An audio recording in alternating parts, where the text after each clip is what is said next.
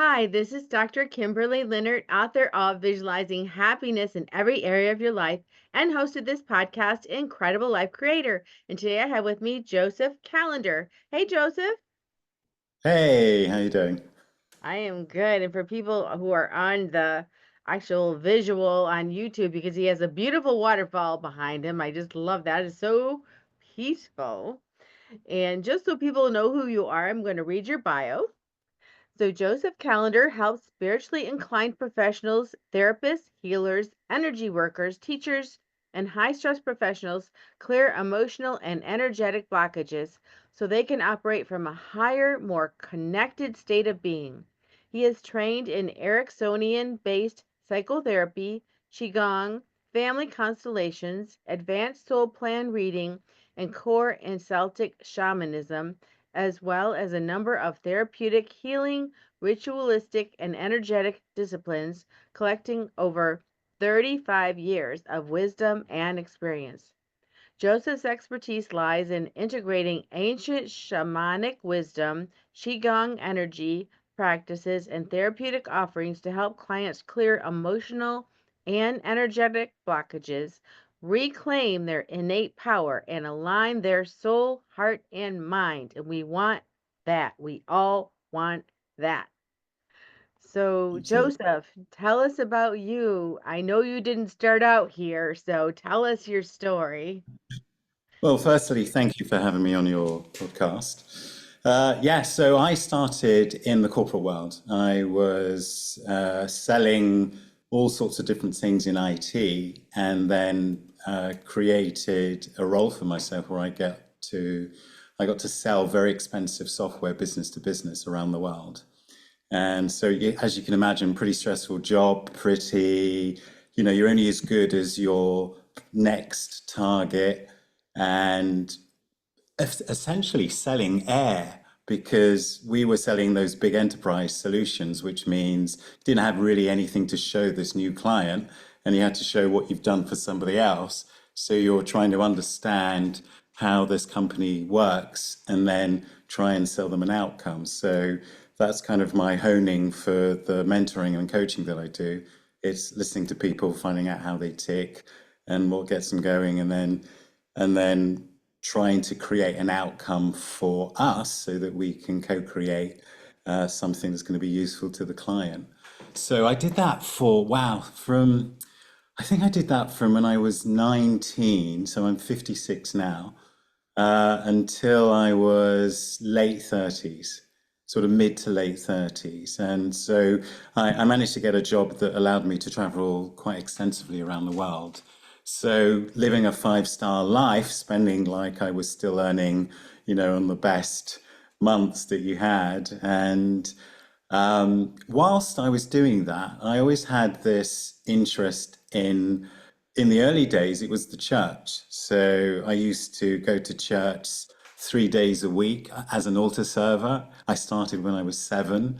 And I remember as a teenager, I used to walk home from clubs and pray and connect to the stars and use the stars as a focal point to connect to source consciousness, or at the time it was God. And so I always had that devotional aspect to me. And around about the same time I started in corporate, I also started studying spirituality in the form of philosophy. And so I went to a philosophy school as an extra curriculum activity. And it was quite mental in its focus, but there was a devotional aspect to it.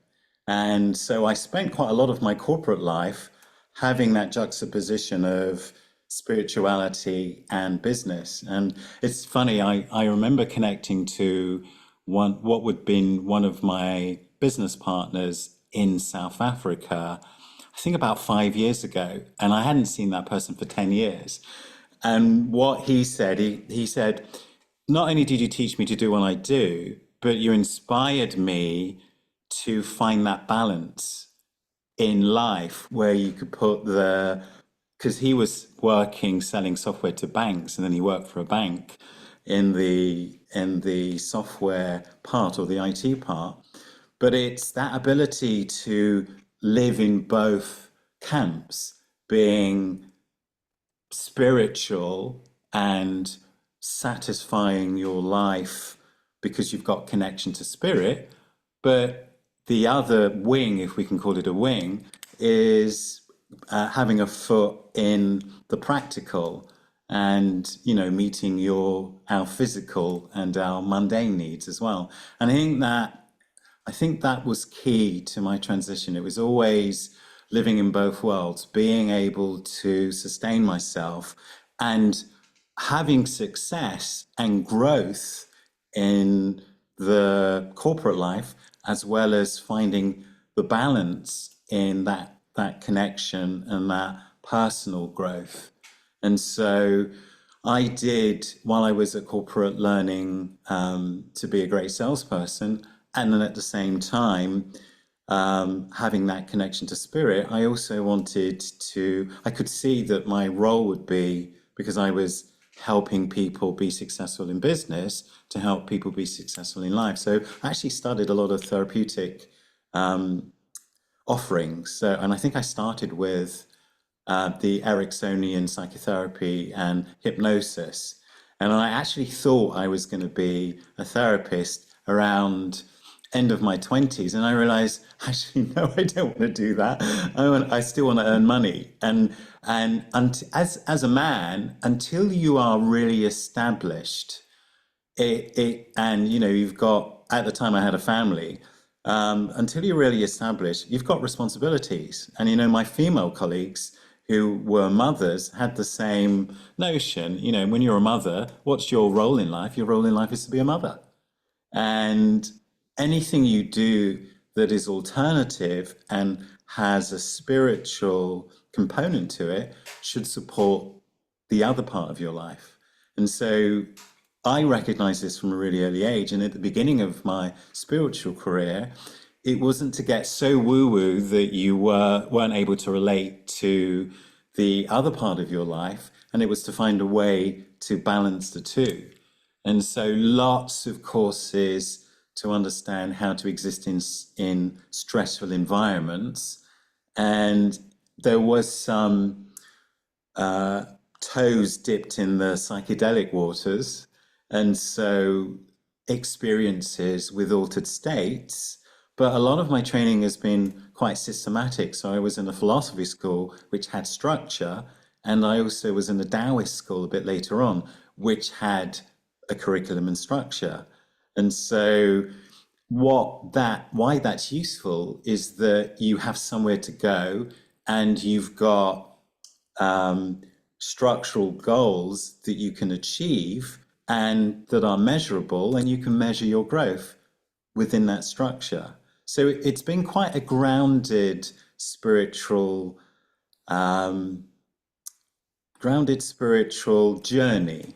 So I always had somewhere to go, and it's only in the last 5 or 6 years where that isn't so clear. And where I have to go is to trust spirit to become the best version of myself and respond to what the creator gives me.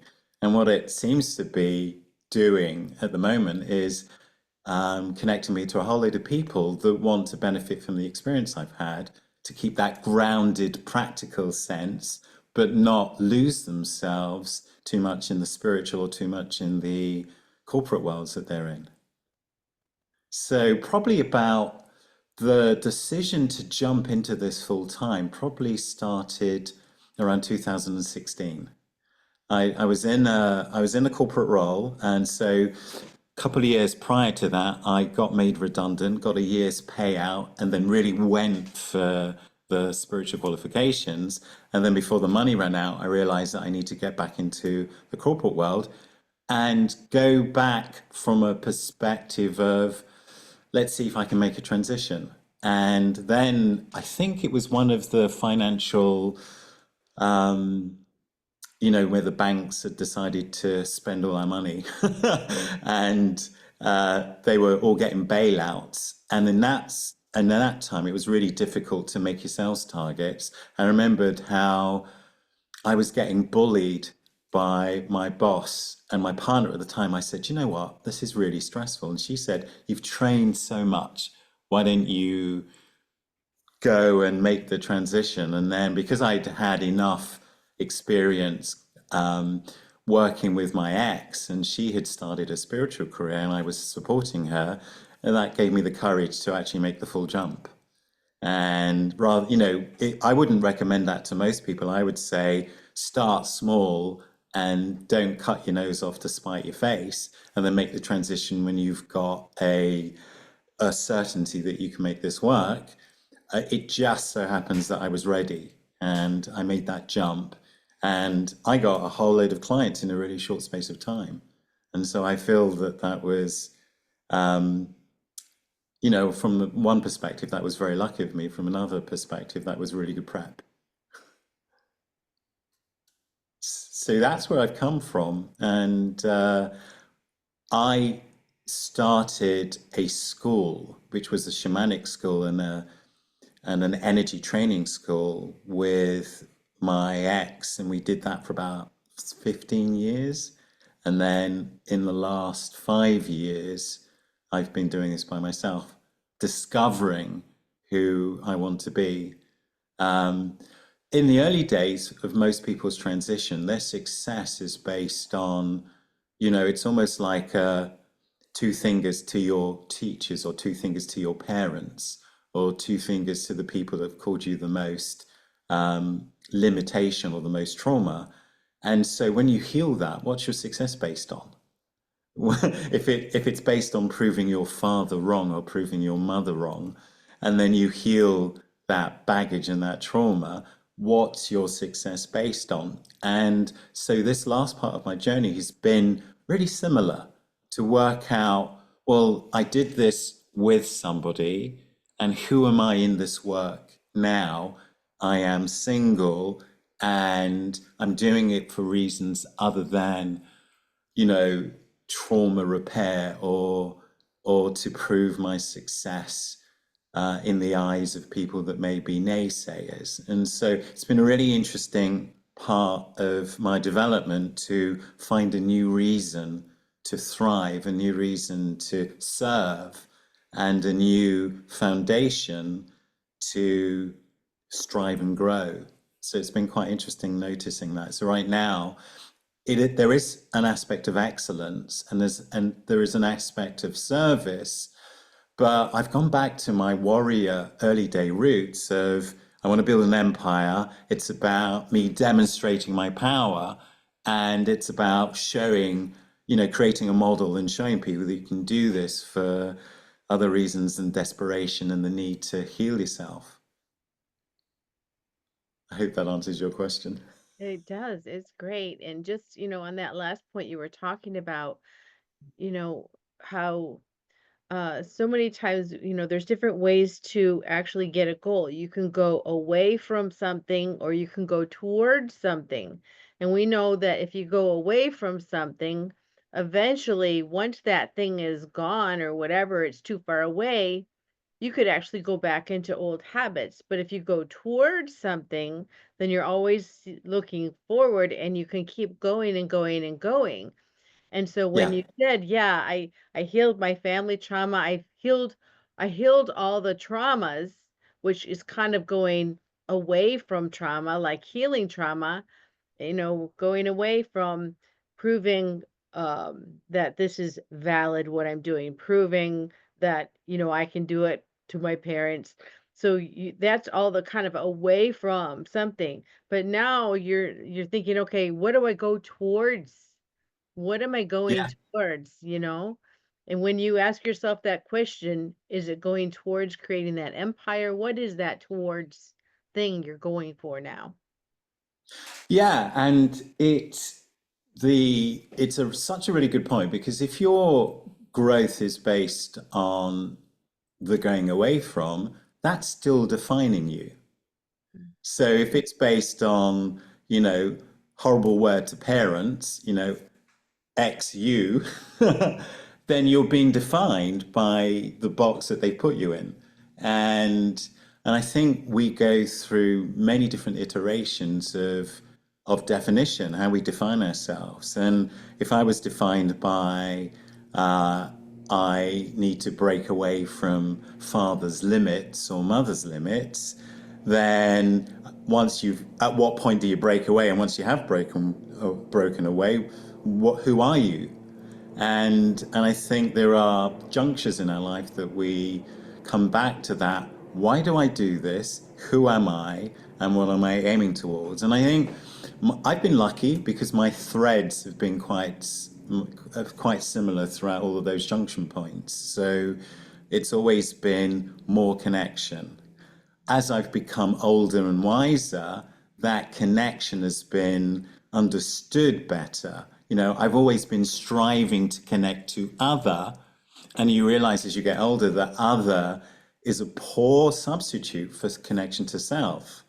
And then your idea about yourself improves as you get a bit more experienced and wider, and especially if you do this for other people, and you realize that even the connection to spirit or God or source is a bypass from that connection to oneself. It's a useful bypass because it carries you forward and it gives you something bigger than yourself to aim for, but you can lose yourself in spirit at the same time as you can lose yourself in a lesser goal, a corporate goal. And I think as I've become much more healed, and therefore the drivers have been less satisfying because they were based on still an escape. As I've become much more capable of holding space for others, you get to see their world and their vantage point, and you realize this poor person, this poor thing is striving for contact with their heart, contact with their soul, contact with themselves. And at that point, once you achieve that, you can then have that lofty goal of connection to source, because it's not a bypass to, ultimately we're made in the image of God. So connection to self is connection to source. And if you can see it from that vantage point, it becomes so much more nourishing, one's own self connection. And then you recognize, I've got these massive computer screens in front of me. In some vantage points, are they any different? Is my pillow different from me? Is my house entity or diva or my house spirit any different for me? Are the garden energies that live in my garden any different for me? And I think it becomes once you have that connection with self, I think it becomes a lot easier to connect to other and people. Mhm. Yeah, yeah, I agree. And actually, recently I'm reading a book, I haven't finished it yet, called The Fourth Dimension by Pastor Cho. And he is a Korean, very famous Korean pastor who had a huge church in Korea. I think probably the biggest church in Korea. And a lot of Korean people had other religions where there was actually a physical God they were looking at, or they went to the temple and that's where God was. And so they kept asking him, being a Christian, but where is God? What's his address? What is God's address? And so he went to God and he said, people keep asking me what's your address, and I keep giving them different answers, but I don't know. He said, "Where is your address?" And he went to Adam and asked, and he went to Moses and he asked, and he went to Abraham, all these greats in the Bible, and said, "Where's God's address?" And they would give him all these answers, but all those places were no longer here. Like the Temple of Solomon, of course, is gone. So Solomon Yeah. said, "Well, if he's not at the temple, I don't know where he is."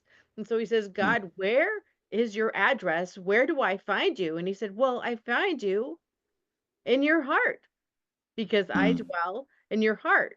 So when you want to find me, you go to your heart. You look in your heart, and I'm there." Yeah.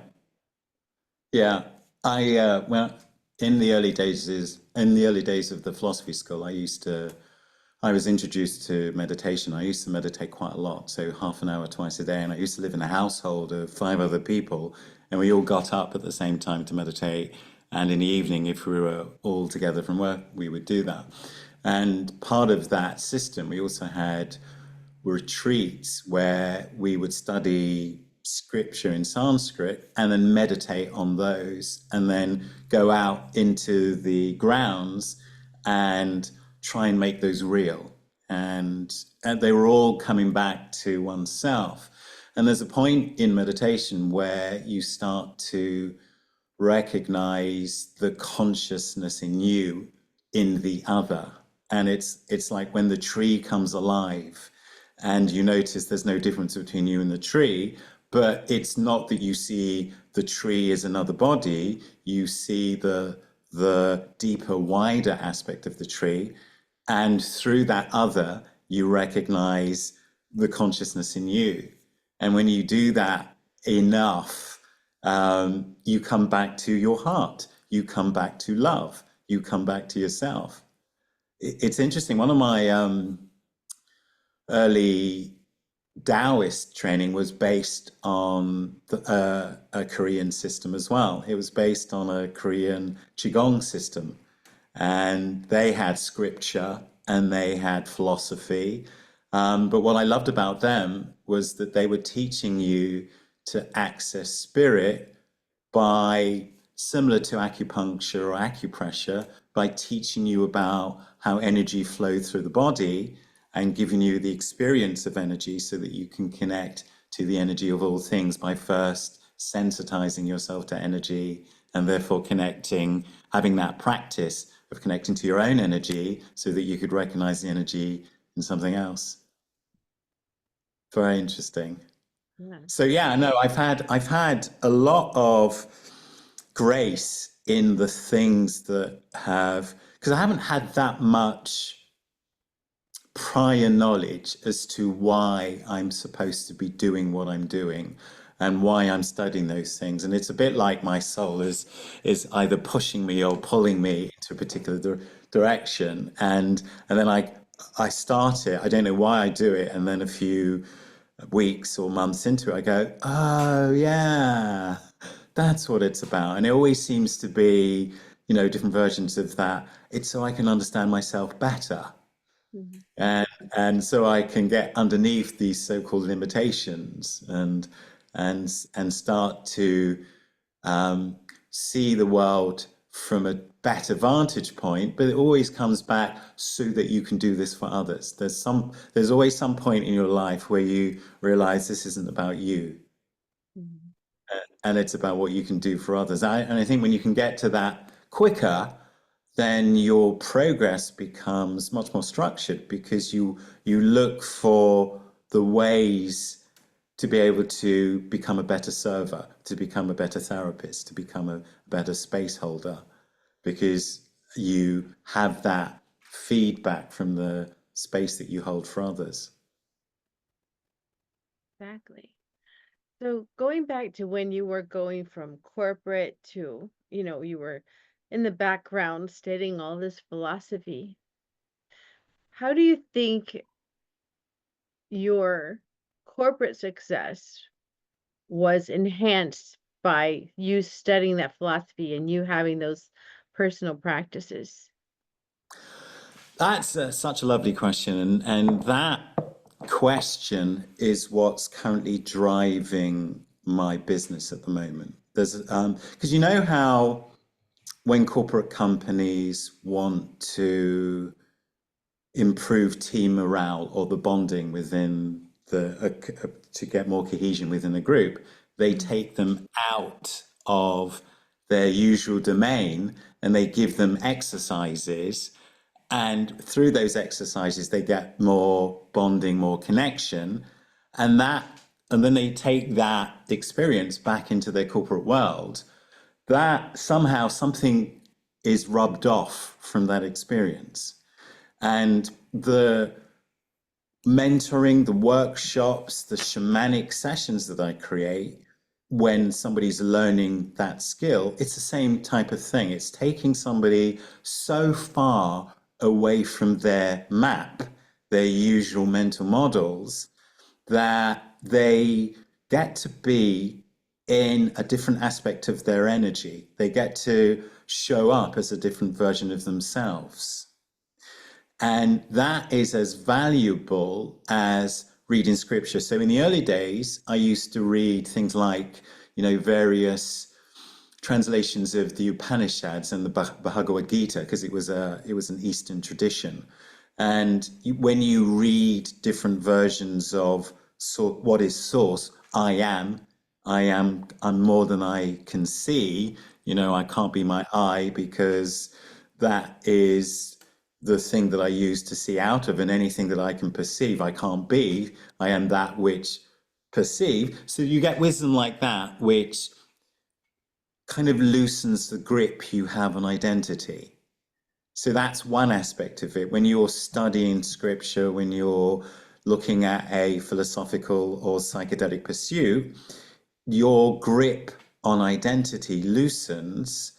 You get access to phrases and wordings and ideas that expand your perspective on who you are. And you get those outward bound experiences where you're so far off your map that it's like a holiday from yourself. So when you come back and you slow it down with practices like meditation, you can see how you pick up your personality to be you and to meet people. Mm-hmm. And if you meditate enough, you somehow escape further and further inside your being. So at the beginning stages of life, it's like this. You can't see the wood from the trees. The perspective is muddied. There's everything about everything, and it's overwhelm.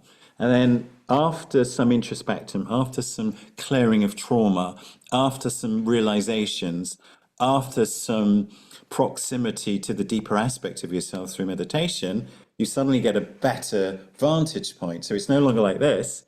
And you get that proximity to closer to your core. So the space between you and the world deepens, and which means it's not like this, it's like this. And I can see around this. I can see around my personality. I start to recognize how I form my bias. You start to be in your limitations, not from this point of I'm smothered, I can't see, I'm overwhelmed, but you start to notice how you're showing up in certain modes of existence, in certain frames, in certain situations that you then notice, God, it was just the same as when I was with my father or when I was with my mother. And you start to chip away at the possession that we normally have to our identity. We get obsessed by, I am this role, I am this role, I am this role. And these roles that we perform become our identity. And with enough existential space, whether that's because of some spiritual activity that you're now involved in. We used to do in the retreats, we're cutting bread and they'll give us this idea. Put your focus on the point where the knife hits the bread. Make that be your world. And use don't cut the bread with your effort. Allow the tool to do its job. And so at each stage, we'd get things like, notice the next time we open the door. Is it me opening the door, or am I watching my hand open the door? Yeah. And then you start to, with those little micro in situ reflections, you start to loosen the grip of this possession that we have with my identity. So, I'm not a doctor. I'm playing the role. I'm not a husband. I'm playing the role of somebody. And when you get behind that curtain, you get to play with the versions of yourself. And if you have this idea of character, and character can be refined and improved, you make a decision at some point that says, I want to show up as the best version of myself in all these roles. But there is a prerequisite to that, and the prerequisite to that is that the roles become softer. the access to the roles become malleable because there's been some easing of the anger and the hatred we all carry and the frustrations and the stress and the anxiety. So that trauma therapy. And there's been some reflection with some bigger ideas, which you don't get anywhere other than systematic frameworks that you get from schools or traditions. Mhm. Well, that makes so much sense and so freeing because really you're talking about almost I don't know how to say it the right way so people won't get freaked out. But it's almost like you're moving out of your body and you're looking down at yourself playing this role. You're looking down at yourself cutting the bread. You're looking down at yourself opening the door. And so if you're not kind of stuck in the role, but you can, like you said, manipulate the role or manipulate the world from a place of less seriousness, if you will. It's so Hmm.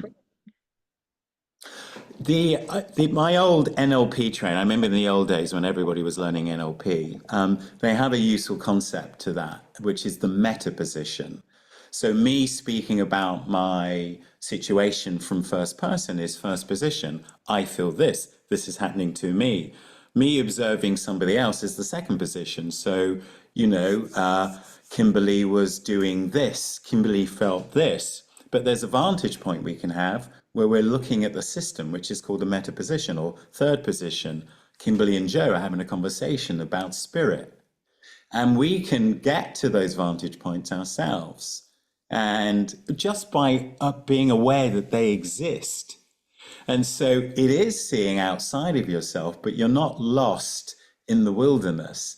You're just taking, I suppose it's an empathetic or empathic state of being, in the same way that we can understand the drama of somebody's life situation when they tell us a story, we can see our own drama from the vantage point of another. It's just the use of the imagination in a really useful way. So yeah, we can step outside ourselves, and for those who are practiced with this and who are comfortable with the states you get into with meditation, you can look at how you show up as you as a personality in all these different situations, especially the situations where on second attempt you would probably show up slightly more ideally.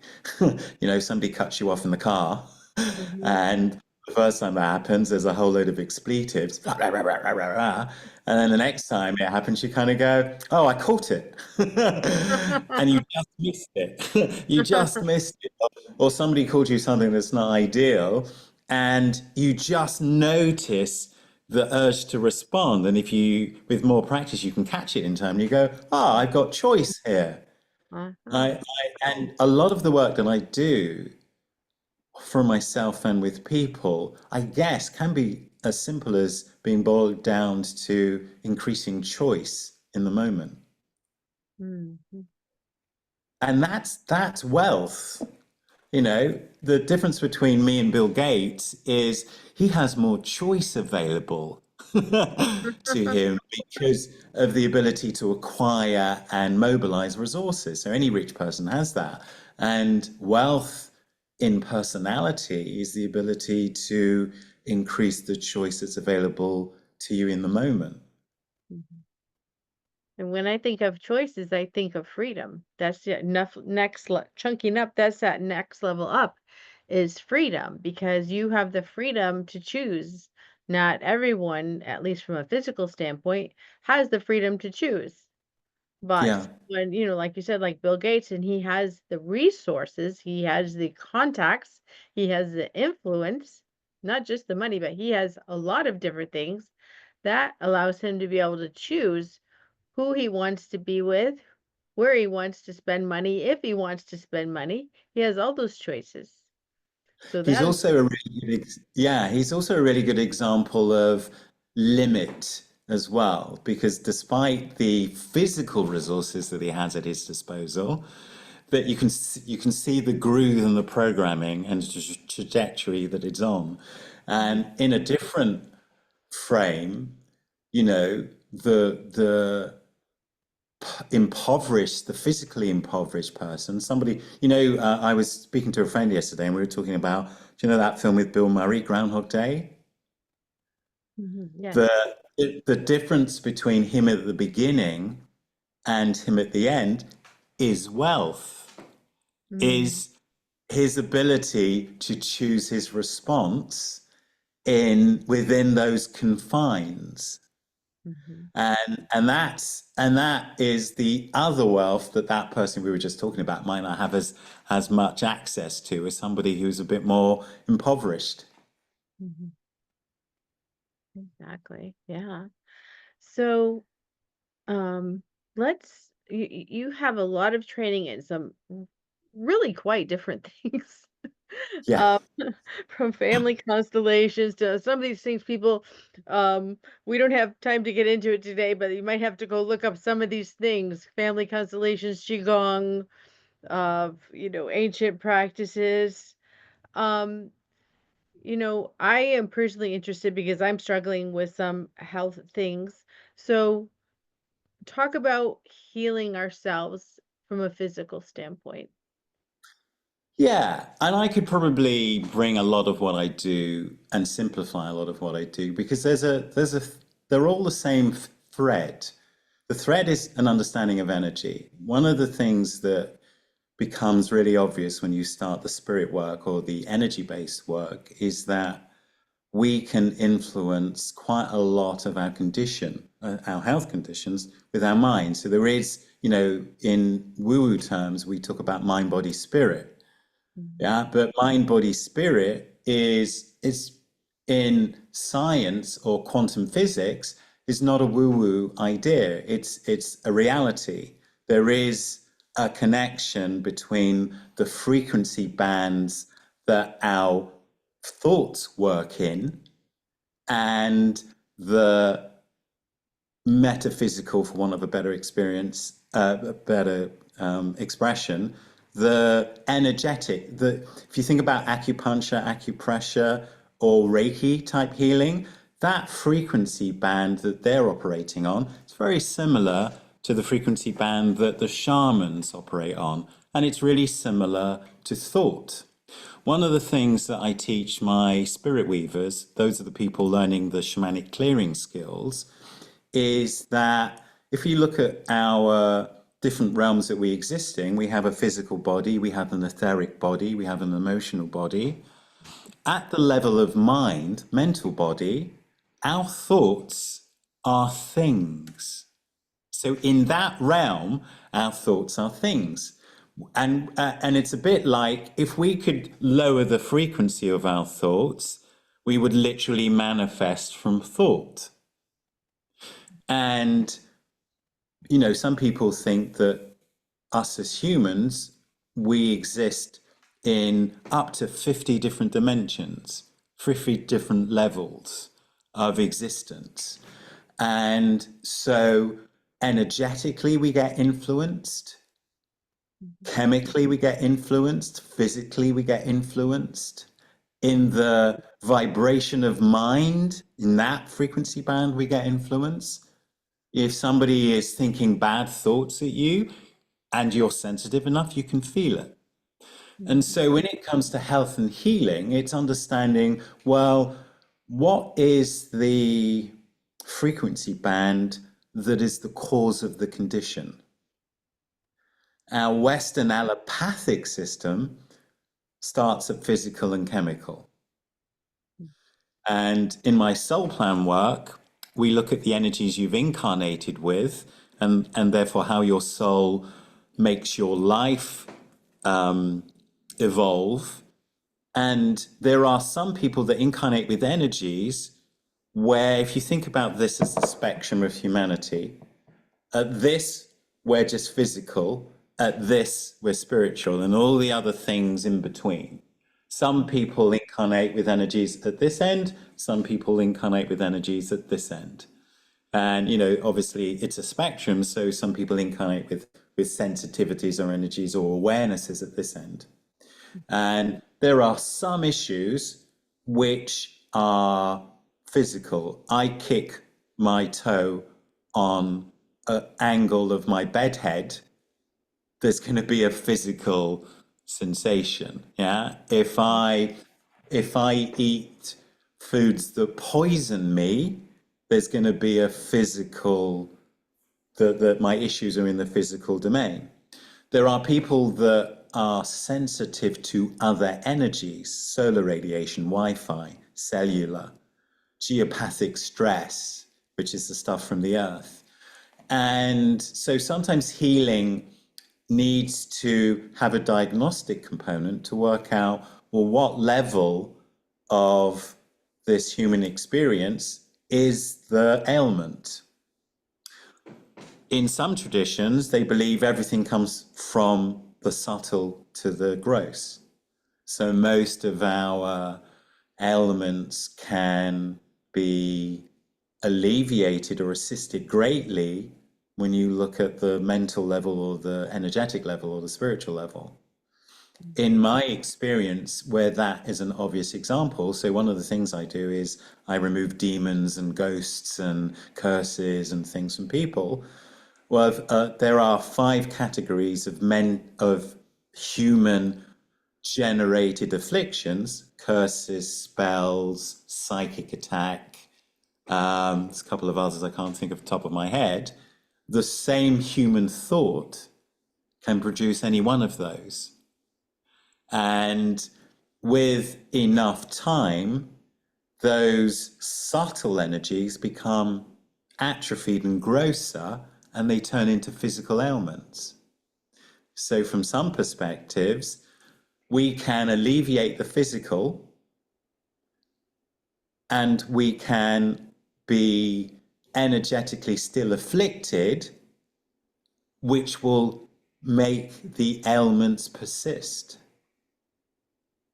Or we can heal the energetic and the spiritual, which then gives the body space and assistance to heal itself. Now, I don't look at healing in the same way that most people do.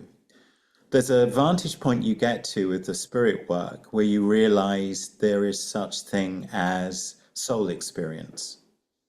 And there's some really lovely books that codify this. There's Michael Newton's Journey of Souls book. There's also, if we're allowed to advertise other people's books, there's also Robert Schwartz, The Soul's Plan, slightly different from, he's got 2 books which I recommend, The Soul's Plan and The Soul's Gift.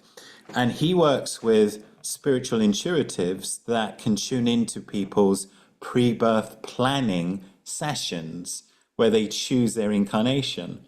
And he goes through all of the different extreme life experiences, like what's it like being gay in the 70s? What's it like being the child of a drunk? Why would you choose to be the drunk or the child of the drunk or the homeless man or the wife of an abuser or, you know, the murderer? And he looks at all of the pre-birth planning sessions with these intuitives that can tune into these sessions. And you realize that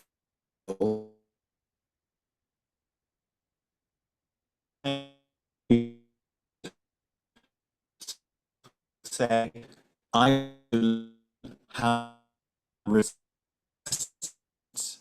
how to receive. Soul existence is how to receive. So what's a good physical experience that's going to teach you that lesson?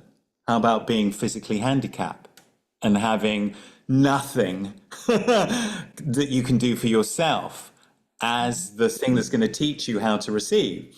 And so, you know, when they say be careful what you wish for, that's the reason. If I want to be more courageous at the level of spirit, well, what's the creator going to give you? What's your spirit team going to give you? It's going to give you lots of different situations where you have to use courage. And so you're going to be scared all the time. Yeah. Or if I want to, the reverse also works. If I want to explore wealth, some people incarnate so that that's the goal of their entire existence. So they won't get the wealthy, they'll just get the experience of wealth through the negative. Mm. And some people will have money not and then lose money and have money and not and lose money because that's the experience that they want. And so when you see health from a much more universal, rounder opportunity, you realize that to take on the pain of somebody's situation is a mistake without knowing that this soul in front of you may be fulfilling their destiny by experiencing that condition. And what you've done is you've projected yourself in their situation, and the grief or angst that you feel for them is the grief or angst you feel for yourself in that position. Yes. Yeah. And if you take that on, then you can't be of use to that person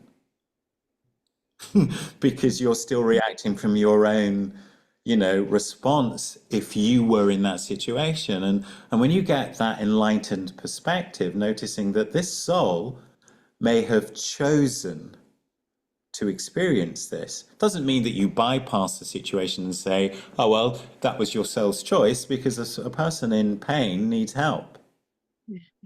They don't But want at the that. yeah, but at the soul level, the homeless man is gifting the opportunity for many people to experience compassion and is giving them the opportunity to serve, to be generous, to connect to spirit. And so health at that, from that vantage point, takes on a completely different guise, because you've got to come back to the moment and then ask them, what do you need at this point in time? Do you just need the palliative care so that you can go through this death experience with dignity and grace? Mm. Or do you need the push so that you can strive to heal yourself? And so all you need is the support to see the positive in that situation. I don't know if that answers your question. It does, and it's a very different perspective. So thank you. Yeah, very different. It's quite Yeah. fun sometimes being in my head. Yeah. So if people wanted to work with you, connect with you, find out about your services, just this is the point now where you tell us, where do we find you and what services you have available? So, yes. So my website is called Ascension Shamanism. So ascensionshamanism.com. And what it offers are individual healing experiences, as well as a shamanic school and an opportunity to do some energy training. All of these are together. The way I normally describe it is that if you want to work with me, I recognize that we all have entities that are using our trauma and our energy state to feed off. So I always recommend you start with a cleanse. You start with a cleanse, we remove those energies that are making you feel tired, and then you have more energy at your disposal to process your state, to be you. And then the family constellation type work, recognizing that we all have these themes that we inherit from our family, these family patterns. When you notice in your life that you're repeating the journey of your parents, or that your siblings and your aunts and uncles have exactly the same situations and there seems to be a habit, there is a family dysfunction that you've all inherited. So in the same way that you've got, I think there from this camera, the blue eyes as an inheritance and the full lips and the rosy cheeks, we also inherit the poverty, or if we've had generations of not good parents, we inherit the parenting style. Or if we have lots of generations of a predisposition for stress, we have that as an ancestral meme or a family dysfunction. So everybody has those things. So after you've got your cleanse, we do the family constellation work to relieve the systemic family patterns. And then anything left from the entities that are possessing you and using your trauma as sport and food, and then the family dysfunction. Anything left is either your childhood stuff, which we can help with hypnosis, or your past life existence patterns that you're playing off. And for those people that are burdened with the energies of their childhood, their ancestry in the past, that's the therapy work. For those people that have got a bit more resources and a bit more strategies to cope, and they're a bit more functional, but they're still, the job is stressful, they can't find peace, and they want better ways of showing up as more effective versions of themselves. And I've got some various mentoring programs. One of them is called The Path of Power, where I teach you to create a reality in a different way. The energy training, the Qigong, funds all of that. You need energy to process trauma. You need energy to heal. You need energy to grow. You need energy to upgrade yourself. So I do the Qigong in the medicine wheel. So there is spiritual energy coming in, and it's an on-demand, for those people that are not in Australia, it's an on-demand platform that's on my website that you click to, and then you can pay a short fee a month and then do as much Qigong as you want to. That fuels spirit work, that fuels processing of trauma. And then for those people that are a bit more resourceful and want to start to do that outward bound experience where they want to go so far away from their world so that when they come back to their world, they've got better perspectives, that's a shamanic school. And you learn how to acquire a spirit team so that you can get wisdom from your own ancestors and from your own spirit team, and that you can gain from their perspective on your life. And so in that training, we're using spirit team for finance. We're using spirit team for relationships. We're using spirit team to tell us how we're showing up in this area of our lives. And so it's not spirit for spirit's sake. It's spirit so that you can blend those aspects of your life. And then how do you contact the elements in a better way? Your relationship with the elements in a better way. So the elemental magic course. So with the shamanic school, it's a journey of discovery to become a better version of yourself so that you can access the rest of creation. And by accessing the rest of the creation, it has a knock-on effect to your physical life. And you tend to triumph over your demons, and that allows you to show up as much more embodied, much more resourceful. So it's not just healers that do the shamanic training. So what I'm currently doing is I've put programs together where you can do the Qigong, the healing if you need it, the mentoring and the shamanic work, so that you just grow your being to show up as a much more empowered version of yourself. And so all of that is accessible on the Ascension Shamanism platform. And I've got a marketing team now that's going to start. I'm about to just tweak the events calendar. So ascensionshamanism.com/events. And I've got some American time zone events, which will be Sunday evening in most of the states. And I've got some European time zone events, which will be Sunday Australian time and sort of early morning European time, just to do the foundations of the shamanic course. So that's a really good starting point. And then those people that want to go deeper into the journey, resonate more with the energy, can feel the benefits of connecting to the spirit team. The later shamanic training just teaches you more about the spiritual world. And ultimately, most people's inhibition in doing spirit work is the fear of entity possession. And so later on, I teach you how to clear yourself and others of those entities. So it's kind of fun, it's different, and it's what surprised me was how relevant, I guess it was always going to be that because of the way I started, but how relevant seemingly spiritual pursuits are to everyday existence. So if you want to come to a place that has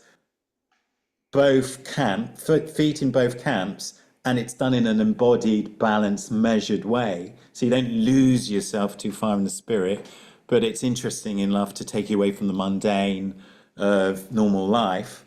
Then come on a journey and we'll grow together. Beautiful, beautiful. So everybody knows now where to find you and all the things you offer. So that is wonderful. So now I have a personal question for you. Yeah. What gives you the most happiness and fulfillment in your life at this point? It's funny. You asked me that in the preamble to this call, and I chuckled because the first thing that came to my mind was it's winter here in Australia, and I've got this thing. I've got fairy lights. I've got this passage, and I've got 100 meters of fairy lights that are wrapped around all the doors. Mm-hmm. And when you turn that on at night, when it, because the climate that we have here at this time of year, it's dark about 5:30 p.m. And so when it's dark about 5 p.m., 5:30 p.m. and you go through the fairy lights, there's like all the colors of the rainbow. It's like a fairy grotto, and that lifts the spirit. That gives me so much joy.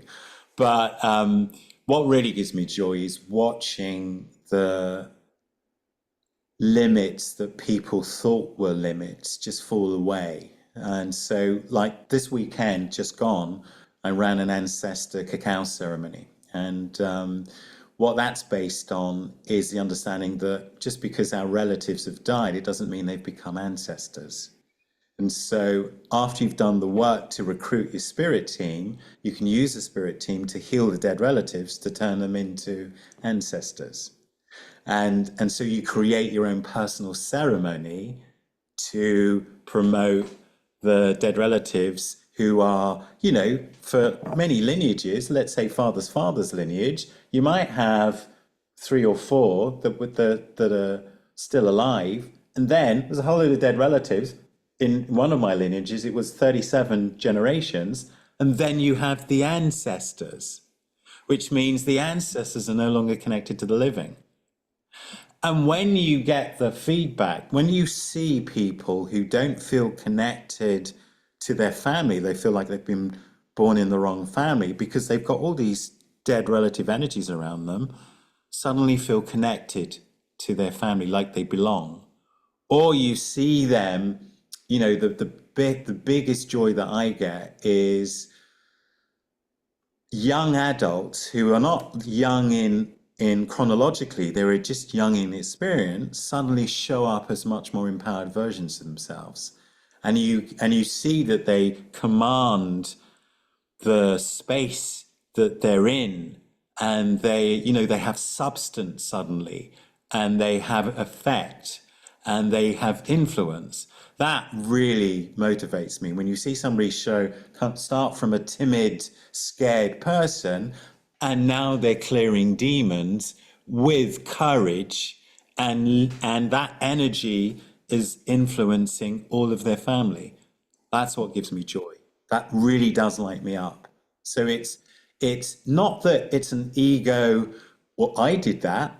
It's more of thank you for teaching me another way of doing it. Yeah, because we've discovered this together, and they have gone on the journey, and they've had the courage to show up as better versions of themselves and to make those choices. And that's just so inspiring to me. That's what gives me joy. Beautiful. Thank you. And thanks for being on the podcast today and just for going into those deep areas where we don't always go. Thanks for having me. Yeah. So I have one last question. Oh, What your best advice on living an incredible, amazing life? fairy lights. Fairy lights in winter.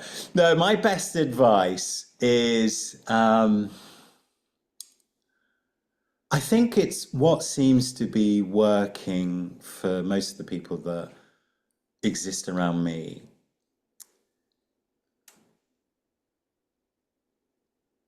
It's to find the courage to ask yourself the question, are you sure you've understood this thing that's bothering you right now? So somebody says something to you and now you hate them. Are you sure you've understood what's really going on?